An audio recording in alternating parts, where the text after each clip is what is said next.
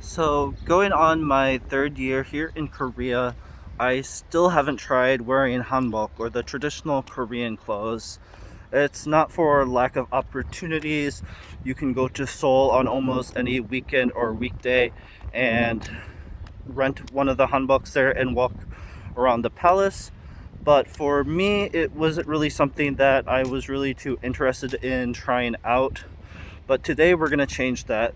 We're headed down to the city of Jeonju, about 2 hours outside of Seoul by train. We're going to take the KTX, the high-speed train, and we're going to try out wearing hanbok, and we're going to walk around the hanok village.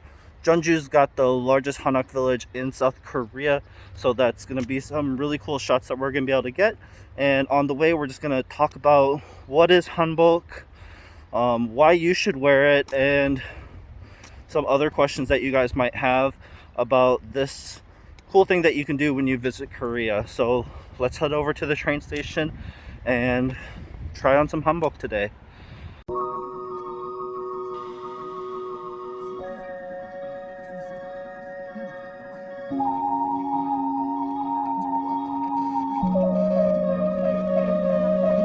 Anywhere you want it, anywhere you want it,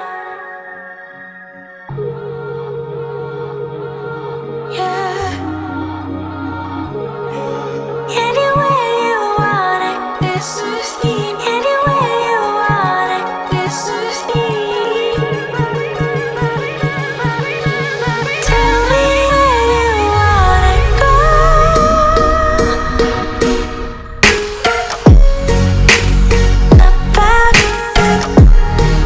So I have worn hanbok before, but it was a long time ago.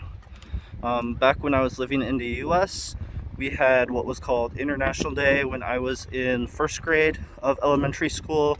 Being born in Korea, it was easy to choose Korea to represent for that International Day. So what my mom ended up doing was borrow a hanbok from one of her friends. Just imagine a little kid wearing hanbok. Here's a picture of me when I was little. No matter what, like if you come to Korea, like whether it's gonna be for like a 2-week vacation, 1 month, or you're coming here to work or live here, like you should at least try it once while you're here. It's pretty affordable. Even some of the more expensive hanbok would only cost you anywhere between 10 to 20 US dollars, and that allows you to rent the hanbok for a few hours or more depending on where it's at. It's a really easy and affordable way of creating those memories that you want when you're coming to Korea for a visit. Wearing the hanbok, for especially girls, like there's a lot of very intricate designs, and with the backdrop of like the Joseon palaces in Seoul or a hanok village, you can really make some cool memories that way.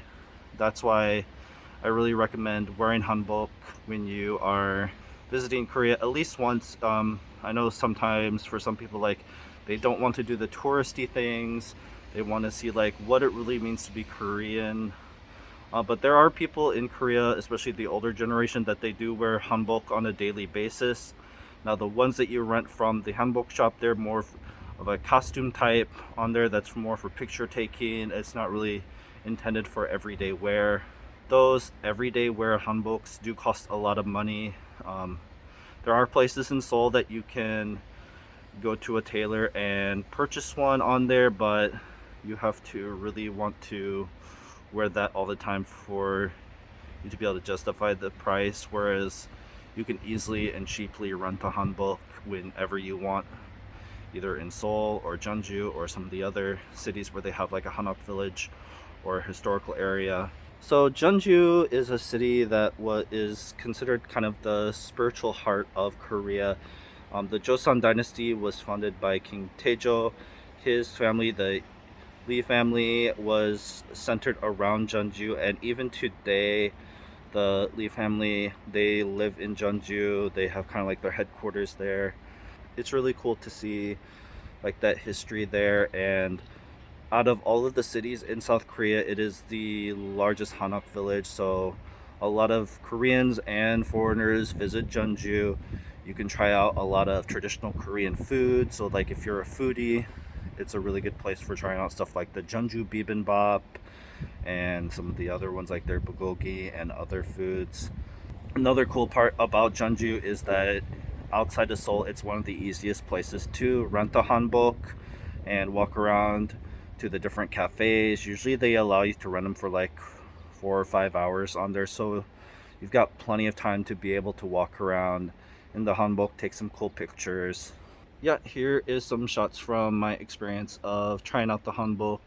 I believe like the style that I wore was kind of like for the guards or the police of the time in the Joseon dynasty, so that's why it looks a little bit different from some of the other people. But like if you want to wear like a king's outfits, they do have those. They have the different hanbok dresses, and they've, depending on which shop that you go to rent it, they've got a lot of different options.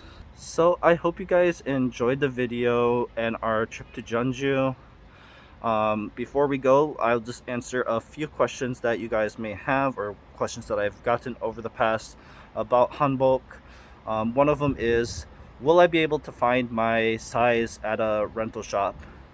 In most cases, yeah, you're going to be able to find hanboks in your sizes, even if you're big, because like I don't consider myself small, and they had hanboks for my size on there. A lot of these shops, they do cater to tourists from other countries, so while it's hard to find everyday clothes in larger sizes, it's really easy to find a hanbok in a variety of different styles that will fit you, and they're kind of designed to be able to be adjusted. Usually if they have to, they can use pins and stuff to kind of hold it together. But yeah, if you're coming to Korea, and even if you consider yourself like plus size, a little bit on the larger side, that is something that you can do and really enjoy your time here in Korea by wearing hanbok at either like palaces or anything like that. So another question I've had is like, okay, I'm wearing hanbok, where should I go?